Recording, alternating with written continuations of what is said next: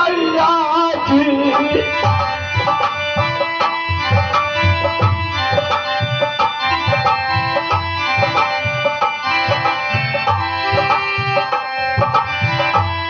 शिमला पहाड़ा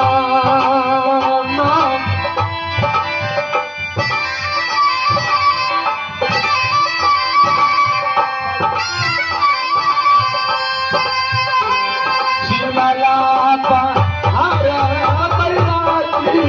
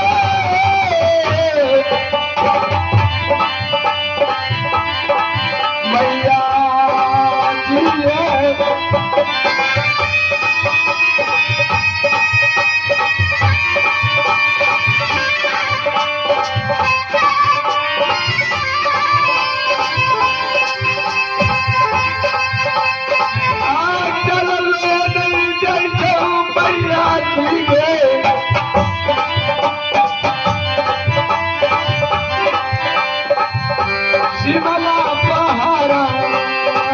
पर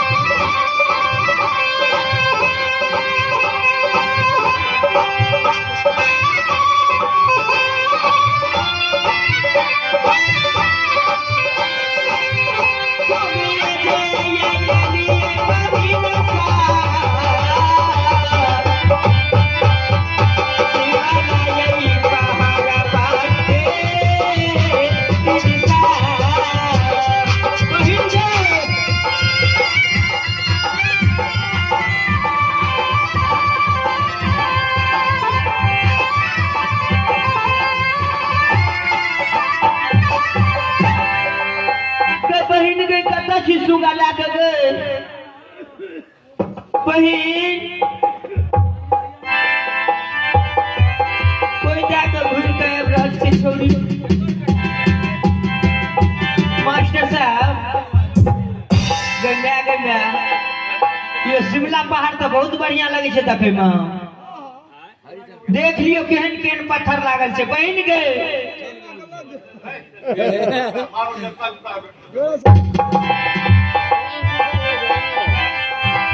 मास्टर साहब मन है कि बुझलिए जया भी है शिमला पहाड़ पर कनी देर